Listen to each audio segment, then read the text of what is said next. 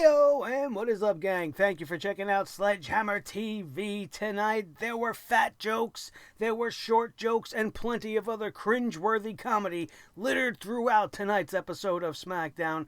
But it also featured the debut of the original Bro and a return to the Firefly Funhouse to say hello to an old friend. And we are going to talk about all of that and so much more right here and right now. My name is Nick Nightmare, and you are watching the Sledgehammer Wrestling Show's Smackdown Review and Reaction Show. Let's do it.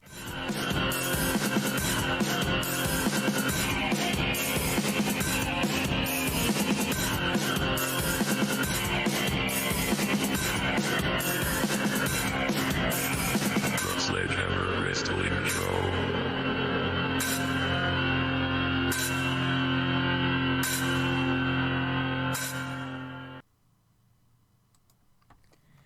You know, the one thing I was afraid of when we heard Matt Riddle was coming to SmackDown is that when he showed up on the Blue Brand, that he was immediately going to be thrust into a position that would see WWE Creative blow their load, so to speak, right out of the gate. Matt Riddle versus AJ Styles is a fantastic matchup, a dream matchup for many of us, something a lot of us have wanted to see. But we did not want to see it the way it was presented to us tonight. This is a matchup that deserves weeks, if not months worth of quality build. And sure, they're going to have a match in this build-up eventually, but you don't start it off by having Matt Riddle make his debut on the show and beating AJ Styles definitively, cleanly, especially since AJ Styles has just won the Intercontinental Championship title in a finals to the Intercontinental Championship tournament that was an instant classic, they wanted to call it. It's an instant classic, and man, it certainly was a fantastic matchup. How could it be anything less when you're talking about talents the likes of Daniel Bryan and AJ Styles? But having AJ win the championship and then showing up and just losing right off the bat in a lesser match. He went almost 40 minutes with Daniel Bryan. They went barely 10 minutes, I think, with Matt Riddle. Is Matt Riddle that much better than Daniel Bryan? I guess we're going to have to believe so. It was my one big error, the one big mistake they made by bringing Matt Riddle in right now and doing what they did with him. It's just, they blew it already. They blew it already. There was no reason why he couldn't have came out tonight during AJ Styles' Intercontinental Championship coronation celebration, whatever what the segment was that started tonight's SmackDown Live, coronation of an Intercontinental Champion. And it was very intriguing the way they went about it. AJ Styles wanted Daniel Bryan to be the one to hand him the championship, and Daniel Bryan obliged. And Daniel Bryan gave it to AJ Styles. He says, you know what, I'm going to do this for you, but you should prove that you are a true Intercontinental Champion. Daniel Bryan wanted him to do what Daniel Bryan himself planned on doing. He wants him to give opportunities to people outside the ring. For some reason, we had everybody outside the ring for this coronation, and they remained there throughout the entirety of the Matt Riddle-AJ Styles match, which I thought was kind of silly. But he mentioned, why not defend the title against that Chad Gable? And, well, he called him Shorty G, but, we don't like to do that here. And mentioned a couple of other guys around ringside. He even mentioned Big E. And my antenna went up. I was like, wow, that would be amazing. AJ Styles versus Big E for the Intercontinental Championship. I would be all over that match. I would love to see Big E be the Intercontinental Champion. I think it would be fantastic. But obviously they didn't go that route. AJ Styles says he's not giving no handouts to nobody the way Daniel Bryan wants to. And then he challenged anybody to step up to him, which is kind of a contradiction to what he just said he wasn't going to do. And out comes the debuting Matt Riddle. They could have had their confrontation right there. AJ could have stuck to his guns, been like, hell no, I'm not even going to wrestle you tonight. This is your first night here. You don't deserve to even be in the ring with AJ Styles. I am out of here. I don't give a hell who you are, bro.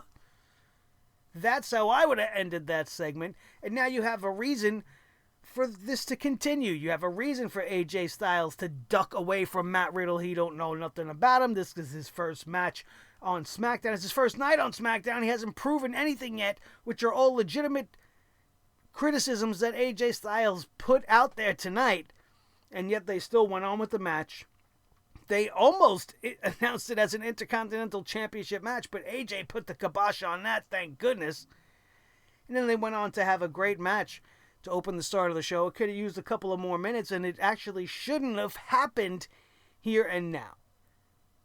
If it were me, I would have booked Matt Riddle versus somebody else. I would have had him come out, make the confrontation versus AJ, plant the seed for that so that it could develop and blossom later on down the line, and have AJ Styles demolish somebody we don't give a shit about that the WWE feels is a big name, like a constable dickhead Baron Corbin.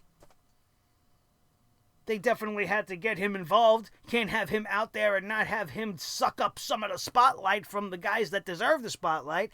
And Matt Riddle and Baron Corbin got into a confrontation on the outside. And I thought, you know what? As much as I hate seeing Baron Corbin, that was the way to go.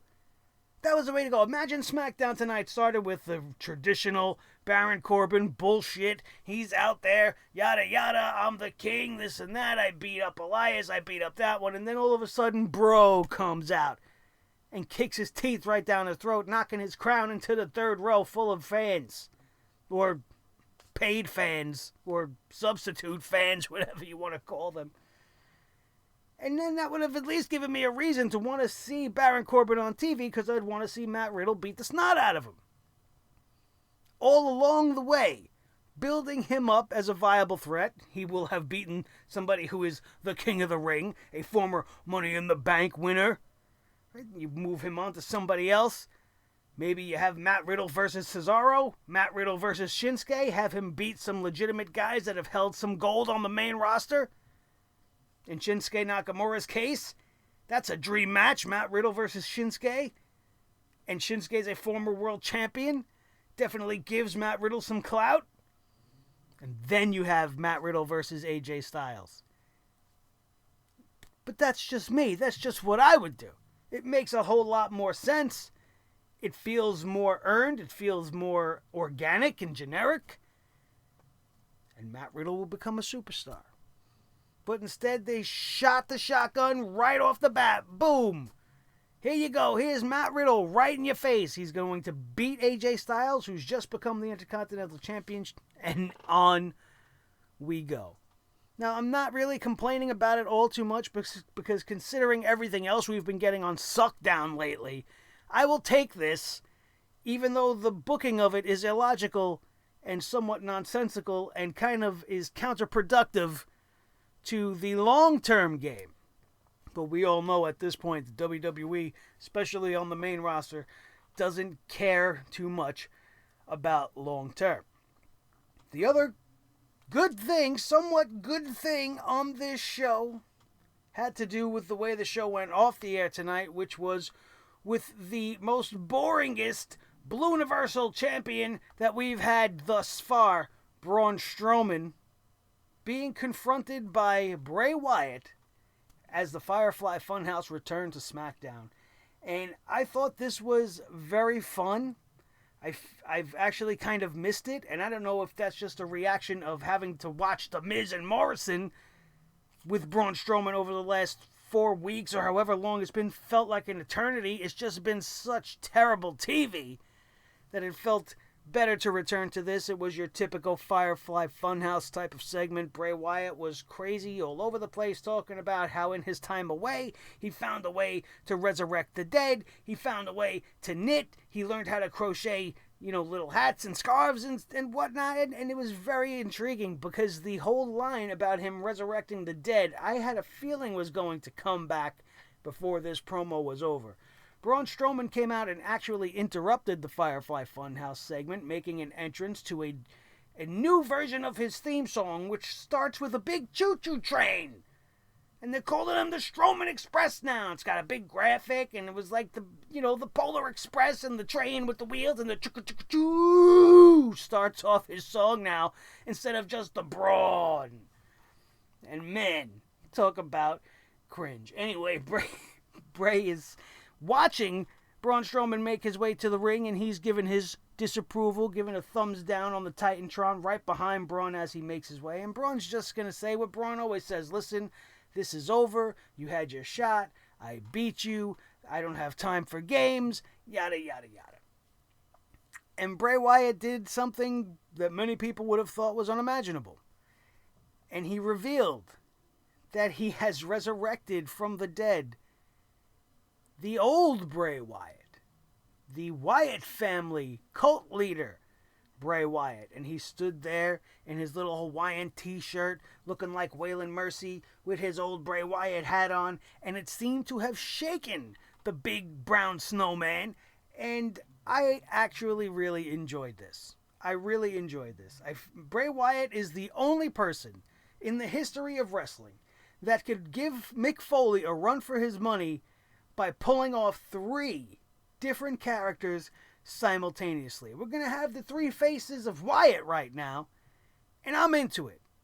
I think it's great. I think The Fiend right now just would not be portrayed well in the current state of pro wrestling. He really needs that big theatrical entrance. He really needs the lights to go out, the crowd to react. Otherwise, it's just cheesy WWE production, and you know how that's going to go. Without that real, ambiance of the live audience reacting to the sudden appearance of the Fiend out of nowhere, it just doesn't play.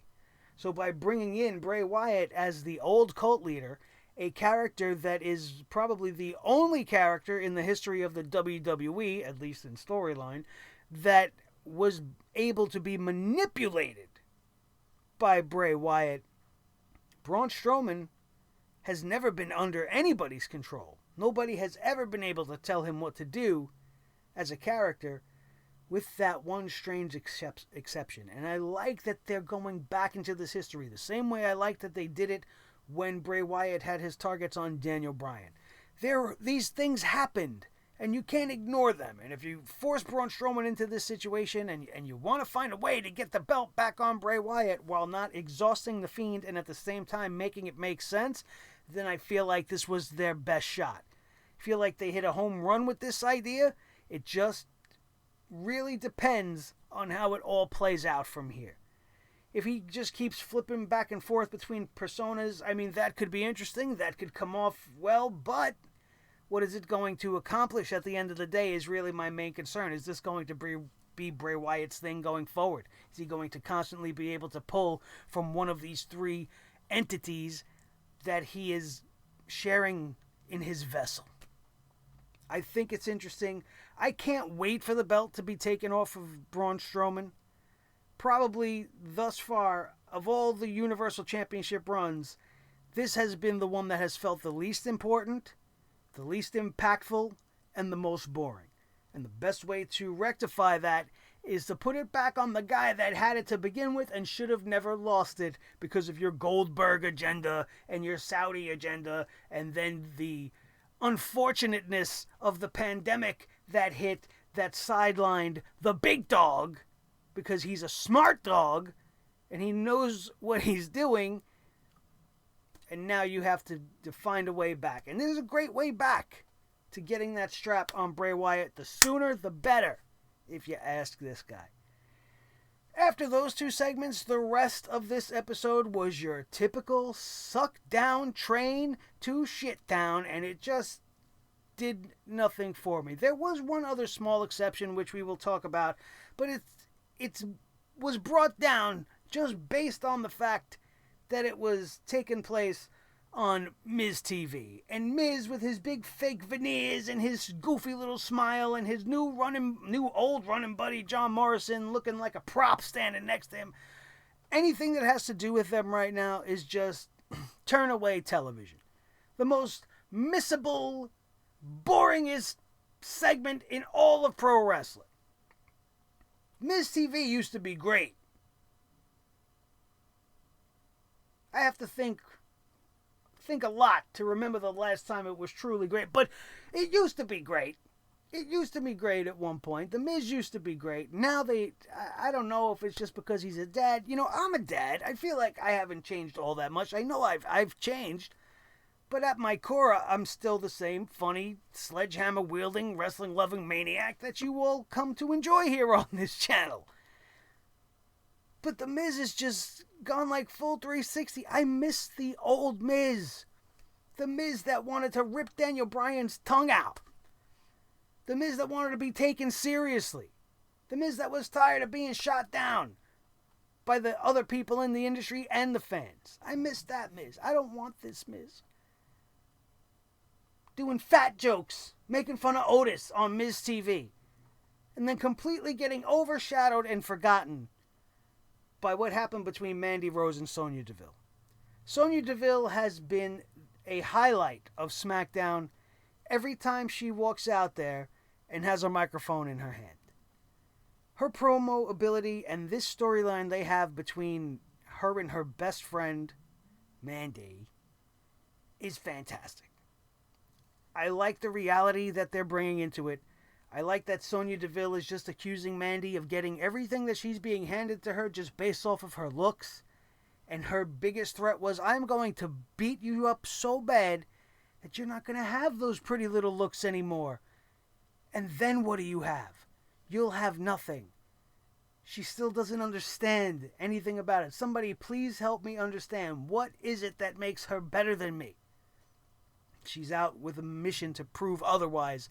And I'm loving the Sonya DeVille character right now. Everything she's doing is working. And Sonya versus Mandy, as I've said in the past and will continue to say, doesn't need Miz and Morrison. It doesn't need Otis and Dolph. It doesn't need anything. It needs what it did tonight. All you have to do is stick with that. Keep these two girls on track. Keep the guys out of it. And you got some great compelling storytelling in a women's division that has none of that. None. Everything you're seeing happening now with Sonya and Mandy shows you and I that they have the capability to do something like this with Sasha and Bayley. They just, for one reason or another, have a brain fart or just really at heart don't want to split up the Boss and connection. Because if they could do it here, why can't they do it there?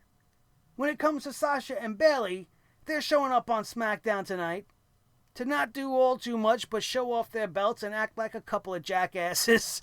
I mean, they are funny at times, but their whole presence during the tag team match tonight featuring the New Day and the Lucha House Party, which was an unnecessary match that didn't need to happen. And it was made even worse by Sasha and Bayley on commentary. They were just very distracting, pulled you right out of the match, and the match actually wasn't that bad. At its core, looking at the matchup on paper, it's like, why did they even book this match? You got the babyface Lucha House Party versus the babyface New Day. They were in this angle with the Forgotten Sons, but that's been forgotten pretty quickly and for good reason. And now they are moving the push to return us back to this angle where we're going to see the New Day versus Shinsuke Nakamura and Cesaro.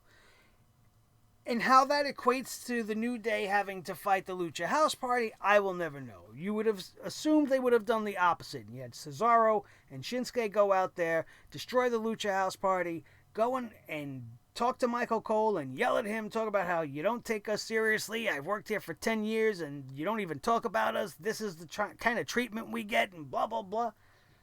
Because everything he said was cool. I like that he had this attitude. We know it's scripted, most likely, but he's right from where he's coming from, and that's a great stance for them to build this tag team on and to move forward with. You know, you guys don't appreciate us. We're the most underappreciated guys here. We can kick anybody's asses. You've given us no opportunities. When's our time?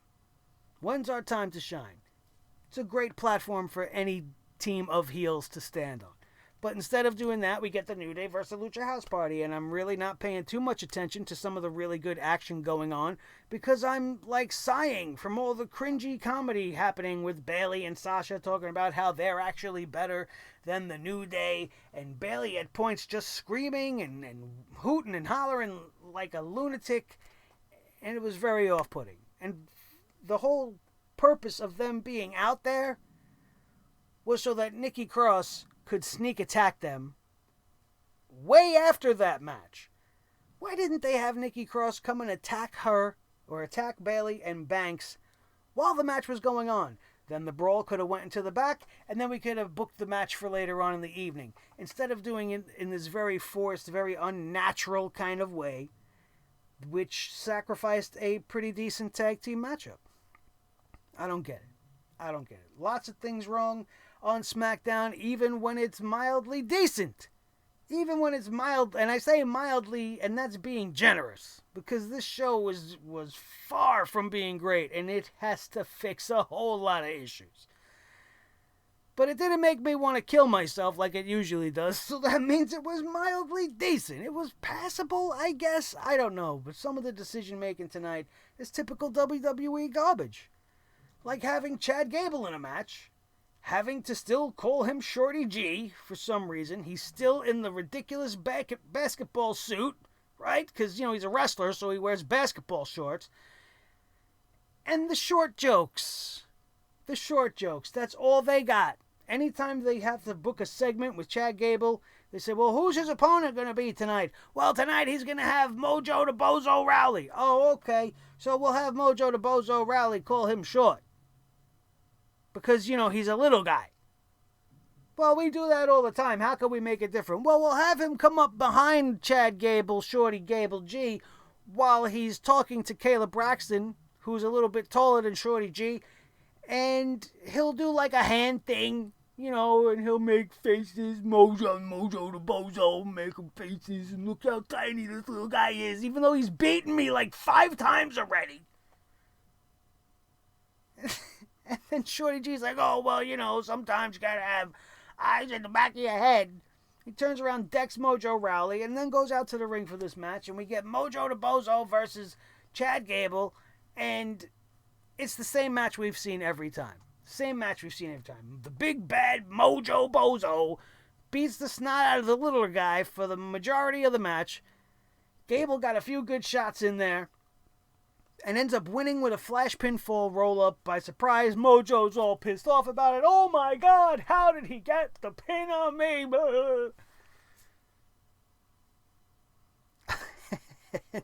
And that was pretty much it for the wrestling portion of this evening, with the exception of the main event, which featured Sasha versus Nikki Cross, which was one of the better women's matches we have seen in the last couple of weeks. It's just we've seen these girls wrestling over and over and over again.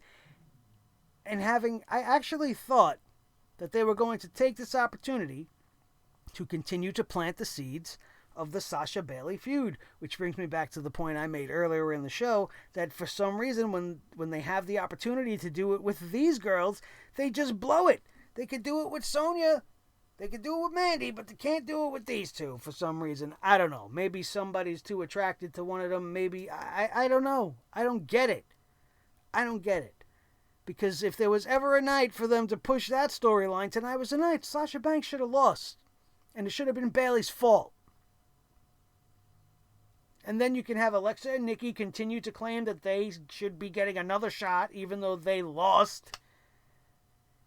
That ridiculous segment in the back with the 5 women standing there all complaining and looking for Nikki Cross. Oh, well, where's Nikki Cross? I don't know. And then every woman had their one line to say. And then you had, bam, bam, I'm so useless. I'm in the back now. I'm only saying one line, bam, bam. Oh, I still got it in there. I didn't know how I was going to do it, and I just threw it out there for you guys, and that was it. Impromptu, not written, just boom, just came out on the fly. That's it. You had Lacey Evans back there, bam, bam, and doing nothing. You had Dana Brooke back there looking like a walking sausage factory. You had everybody else back there that doesn't get used. Alexa Bliss is sitting there. Tamina's sitting back there. Who else was back? I forget. Somebody else was back there. And they all said their one line. And then Dana Brooke's like, oh, we need to show them that we're not just filler. Which was ironic, because she delivered this line in a segment that was booked as filler. And I thought it was funny. It was useless. Did we need to know that Nikki Cross was missing? Did we need to find a way to squeeze all of these girls onto TV right now? Unnecessary. If there was ever filler, that was definitely it. And the fact that the filler segment was to have them complain about being used as filler. That's the most WWE Vince McMahon thing you could point out to on this show. Let's get this show wrapping up a little bit, because that was pretty much it. We had a Jeff Hardy interview that did nothing to progress the storyline between him and Sheamus. Sheamus had a retort on the same night, tonight, and he continued to say the same things he continued to say. Jeff Hardy's just a filthy junkie. And Jeff Hardy continues to say that Sheamus is just a bully.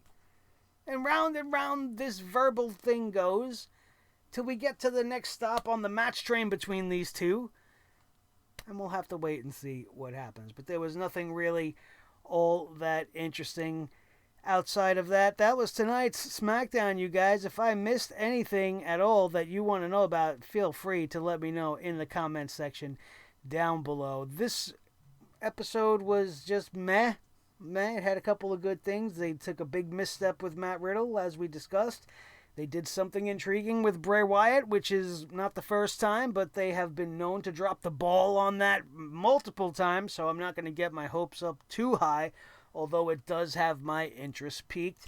And outside of that, the wrestling world is crazy right now. We have a lot of allegations of sexual misconduct. We've seen a lot of wrestlers released from the WWE today, and among those names is Matt Riddle as well.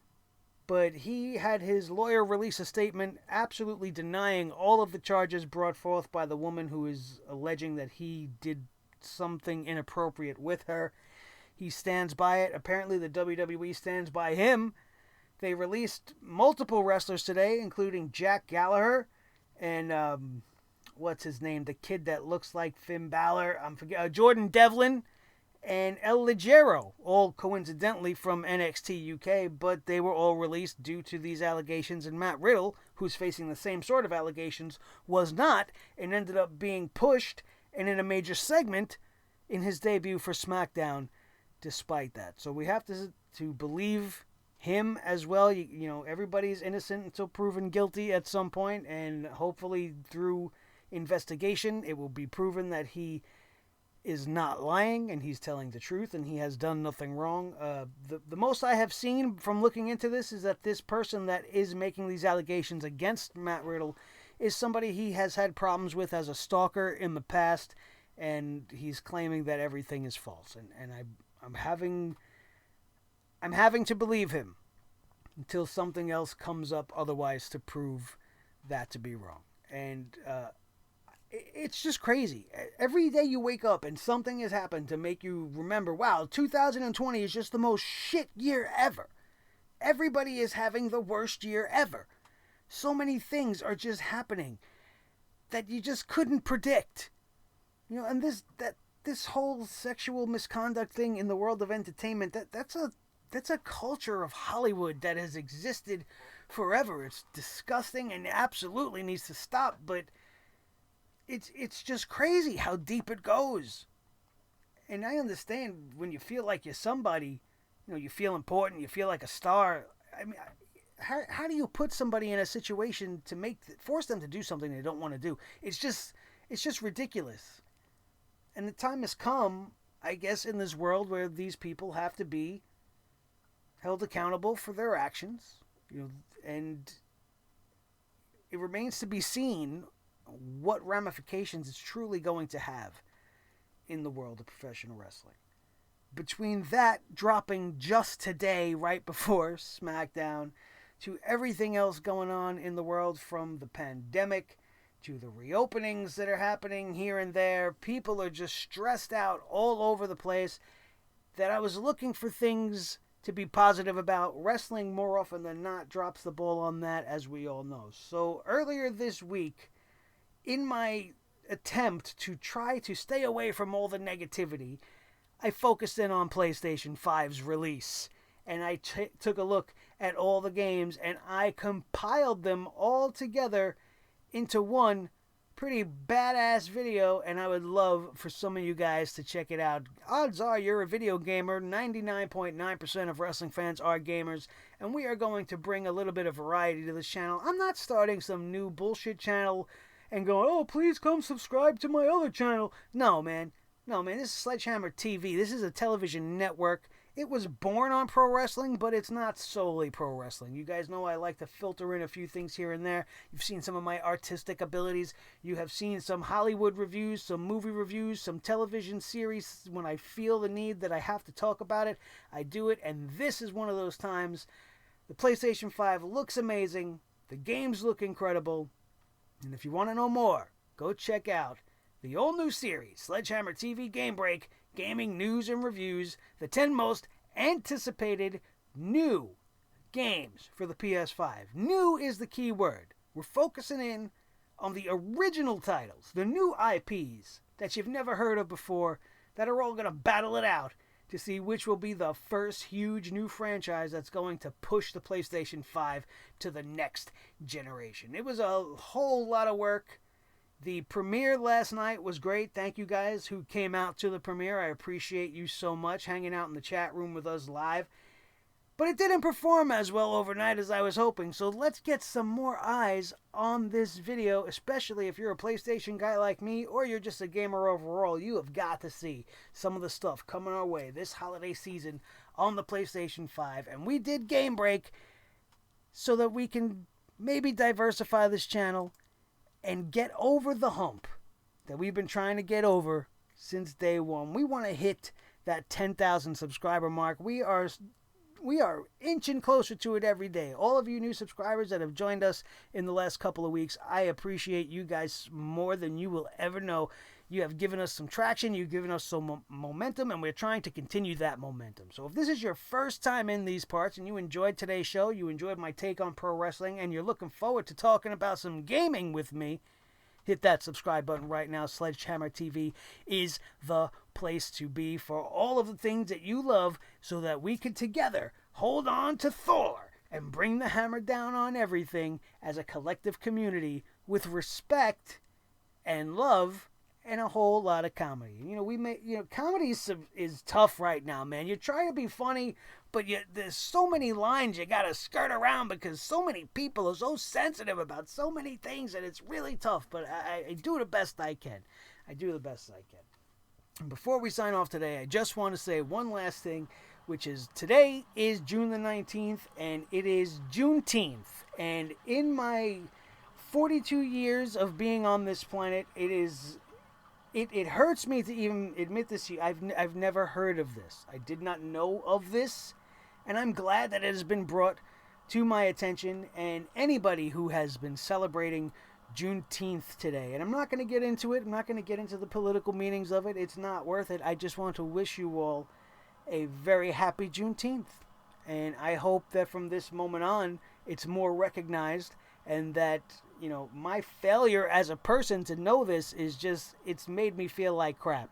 I'm ashamed of myself. I'm embarrassed that I didn't know anything about this. I've always considered myself to be proactive as far as race relations, and I'm very, very open to everybody in the world. I don't care what you look like, as long as you find me funny. I think you're fantastic. I don't give a shit. But but I was really disappointed in myself that it took all these years to actually learn of all of these things. If you want to learn yourself, get educated, and not be so ignorant about things, go check it out. Go look it up. It's not a hard thing to find, especially today, because it's all over the place. So my hearts are out to you guys that are celebrating that day, and I hope you know that we are all in support of you, and we're with each and every one of you, no matter what your cause may be. I'm a supporter more than anything else. I support pro wrestling, which is why I'm so hard on it. We bring the hammer down on it because I love it so darn much. Don't make me bring the hammer down on any one of you. That's going to do it, you guys. Thank you so much. Don't forget to check out everything else on the channel, including all of our pro wrestling reviews. Everything will be linked and in the annotations up above, especially that PlayStation video. Go check it out for me, please, and let me know what you think, what you're looking forward to. Do that here as well. Smash that like button if you enjoyed today's show, if it made you laugh, if it made you cry, if it made you understand why SmackDown continues to suck down hard, but did some positive things today. And let's not get used to that. You can smash the like button. Share this video with each and every one of your wrestling buddies all over the wrestling world, especially if they need to understand why SmackDown sucks so hard. Or maybe they're a big PlayStation fan and you can tell them, hey, there's this awesome PlayStation video on this awesome YouTube channel, go check it out and hit that subscribe, just like you should right now as well. And then hit the notification bell so that you don't miss a thing coming at you as we continue to produce some of the funniest, coolest, newest content on YouTube today. My name is Nick Nightmare. This is the team, Thor the Sledgehammer, the official Sledgehammer of the Sledgehammer Wrestling Show. His tag team partner, the World Heavyweight Champion of all the microphones in all the world, Mr. Blue the Snowball, the most important member of the team as always, each and every one of you. That, my friends, is going to do it. We are out of here, and we will see you next time right here on your new favorite wrestling show, the Sledgehammer Wrestling Show. Only on Sledgehammer TV, right here on YouTube.com. Boom.